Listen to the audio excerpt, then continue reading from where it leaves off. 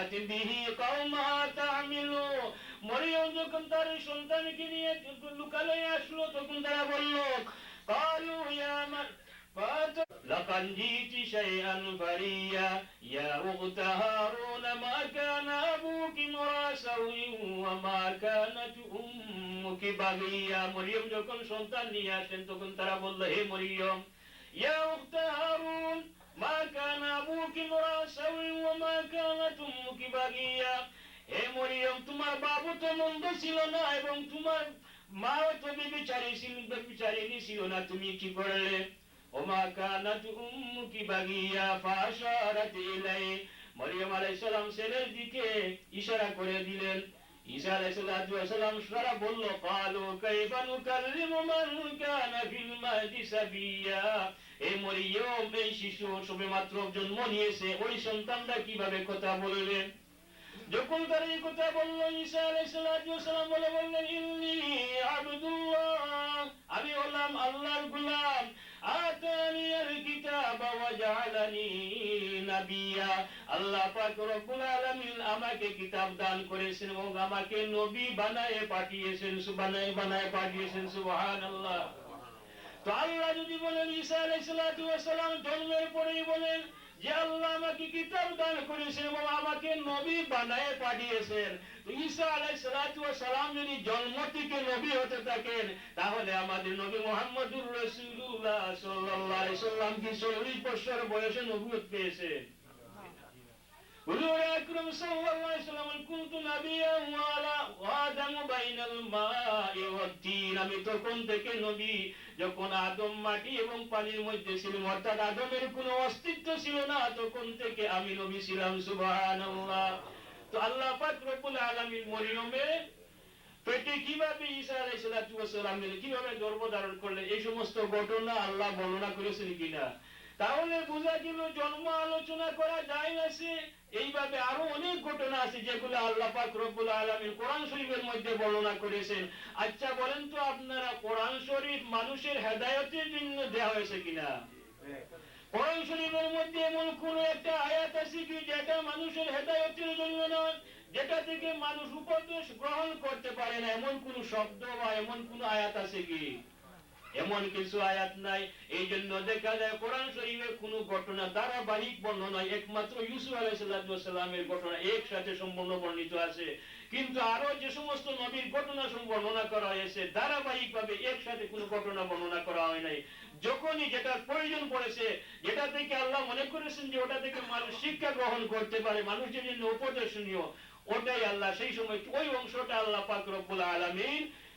কোরআন শরীফের মধ্যে নাজিল করেছেন সম্পূর্ণ কোরআন শরীফ হলো মানুষের হেদায়েতের জন্য মানুষ সেটা থেকে মানুষ উপদেশ গ্রহণ করবে আল্লাহ পাক রব্বুল আলামিন ওয়াহেতু কিছু করেন না তাহলে যদি ঈসা আলাইহিস সালাম মরিয়মের জন্ম আলোচনা করলে মানুষের উপকার হয় যদি ঈসা আলাইহিস সালামের জন্ম কিভাবে হয়েছে সেটা আলোচনা করলে উপকার হয় তাহলে যাকে সৃষ্টি না করলে জমিন সৃষ্টি করতো না যাকে সৃষ্টি না করলে ঈসা দুনিয়াতে আসতেন না মুসা দুনিয়াতে আসতেন না তার জন্ম আলোচনার মধ্যে কি কোনো ফায়দা নাই নিশ্চয়ই ফায়দা তাহলে তারা কেন বাধা দেয় কারণ হলো তারা দাবি করে উনি যেভাবে মায়ের গর্ভ থেকে জন্ম নিয়েছেন আমিও তো মায়ের গর্ভ থেকে জন্ম নিয়েছি নাউজুবিল্লাহ বলে কি না এরকম আমরা শুনেন নাই কোনদিন উনি যেভাবে মায়ের গর্ভ থেকে জন্ম নিয়েছেন আমিও সেভাবে উনি যেভাবে সন্তান হয় আমারও সেভাবে সন্তান হয় নাউজুবিল্লাহ মিন যালিক উনার সন্তান আর আমার সন্তানের কি সমান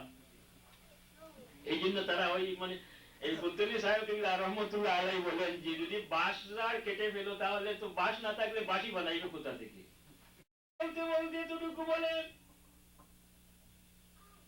যে ফাতেমাকে যখন কবর রাখা হয়েছে তখন মাটি যখন বলা হলো উনি হলেন আল্লাহর রাসূলের সন্তান তখন মাটি নাকি বলেছে যে ফাতেমাকে চিনি না আর মুহাম্মদুর রাসূলুল্লাহকে কি চিনি না নাউযুবিল্লাহ মিন যালিক রাসূলুল্লাহ সাল্লাল্লাহু আলাইহি সাল্লাম কি আল্লাহ সমস্ত সৃষ্টি চিনতো কিনা জানতো কিনা রাসূলুল্লাহ সাল্লাল্লাহু আলাইহি সাল্লাম কে গাছে সালাম দিয়েছে পাথর সালাম দিয়েছে জীবজন্তু সালাম দিয়েছে শুধু তাই নয় রাসূলুল্লাহ সাল্লাল্লাহু আলাইহি সাল্লামের উম্মতকে সমস্ত জীবজন্তু সবগুলা চিনে কিনা এমনকি তাদের কথাও শুনে আল্লাহ পাক রব্বুল আলামিন সমস্ত সৃষ্টি করেছেন মানুষের খেদমতের জন্য।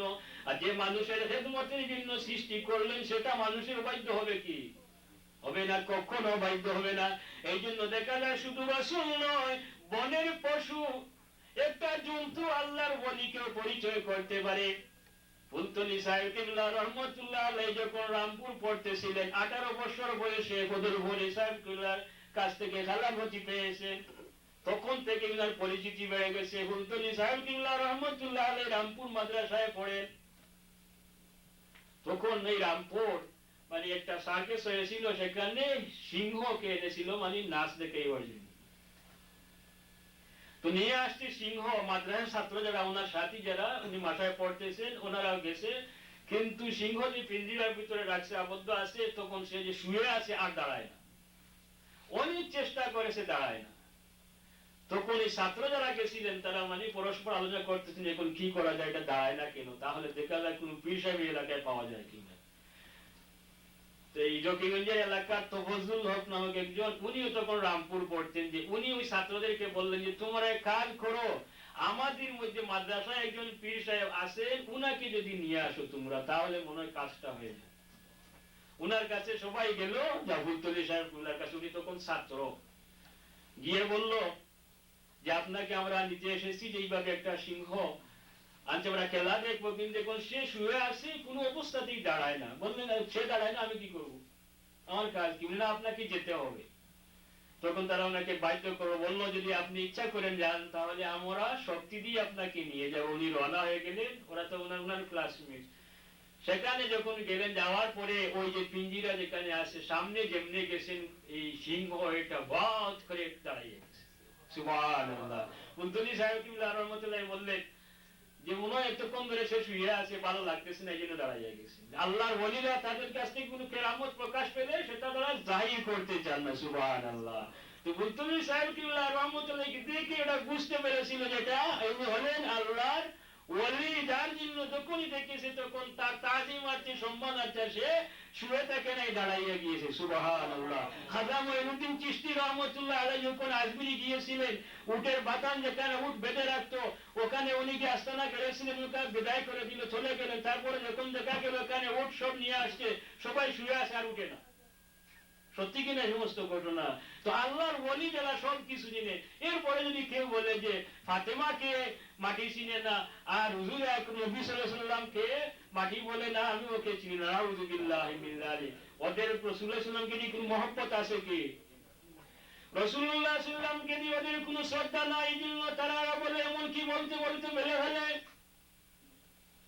যে রাসূলুল্লাহ সাল্লাল্লাহু আলাইহি ওয়াসাল্লাম বলেছেন, হে ফাতিমা, কাল কিয়ামতের দিন তোমার সাথে কি ব্যবহার করা হবে আর আমার সাথে কি ব্যবহার করা হবে আমি জানি না।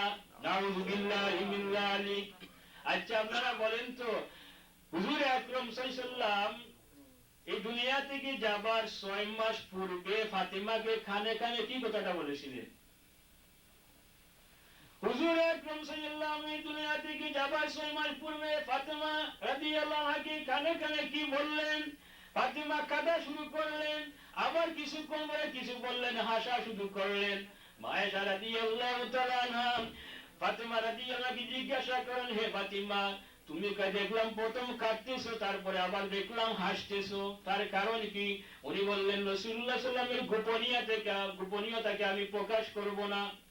রাসূলুল্লাহ সাল্লাল্লাহু আলাইহি ওয়াসাল্লাম যখন এই দুনিয়া থেকে চলে গেলেন, মা আয়েশা আবার প্রশ্ন করলেন, এখন তো কোনো বাধা নেই? বললেন, হ্যাঁ, বাধা নাই। রাসূলুল্লাহ সাল্লাল্লাহু আলাইহি ওয়াসাল্লাম আমাকে কানে কানে আমাকে এই কথা বলেছিলেন, হে ফাতিমা, আমি তোমার কাছ থেকে কিছুদিনের মধ্যে আমি চলে যাব।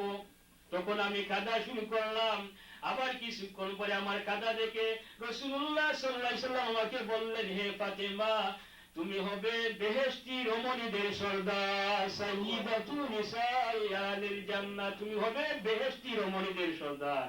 তো রাসূলুল্লাহ সাল্লাল্লাহু আলাইহি ওয়াসাল্লাম ফাতিমা বেহেশতে যাবেন এই কথা বলে গেলেন কিনা? এরপরে যদি কেউ বলে ফাতিমা কোথায় থাকবেন, তার হাদিসের উপরে বিশ্বাস আছে? কোনো বিশ্বাস নাই। হুজুর আকরাম সাল্লাল্লাহু আলাইহি ওয়াসাল্লাম স্বয়ং বলে দিয়েছেন, আমি আমার উম্মতদের জন্য শাফাআত করব। বলেছেন কিনা? শাফাআতি লিআহলিল কাবাইরি মিন উম্মতি, আমার উম্মতের কবিরা গুনাহ করেছে যারা, তাদের জন্য আমি কাল কিয়ামতের দিন শফাআত করব। তারা শফাআতের হাদিস পায় না যে রাসূলুল্লাহ যে শফাআত করবেন। বুখারী শরীফের হাদিস, আন জাবির রাদিয়াল্লাহু তাআলা আনহু قال قال رسول الله صلى الله عليه وسلم من قال حين يسمع النداء اللهم رب هذه الدعوة التامة والصلاة القائمة آت سيدنا محمدا الوسيلة والفضيلة والدرجة الرفيعة وابعثه مقاما محمودا الذي وعدته حلت له شفاعتي। বুখারী শরীফের হাদিস, হুজুর আকরাম সাল্লাল্লাহু আলাইহি ওয়াসাল্লাম ইরশাদ করতেছেন, আযানের পরে যারা এই দোয়া করবে তাদের জন্য আমার শফাআত করা ওয়াজিব হয়ে যাবে। সুবহানাল্লাহ। তো রাসূল সাল্লাল্লাহু আলাইহি ওয়াসাল্লাম এই সমস্ত হাদিস বলে গেলেন, আর যে বলে যে রাসূলুল্লাহ কাল কিয়ামতের দিন বলতেছেন, কাল কিয়ামতের দিন আমার সাথে কি ব্যবহার করা হবে আমি জানি না, ওকে হাদিস মানতেছে, রাসূলকে মানতেছে। একজন মানুষ যদি সে টাইটেল এমএ, আর আপনি যদি বলেন তাকে সে মেট্রিক পাস করেছে, তাহলে তার পূর্ণ সম্মান দেওয়া হবে তো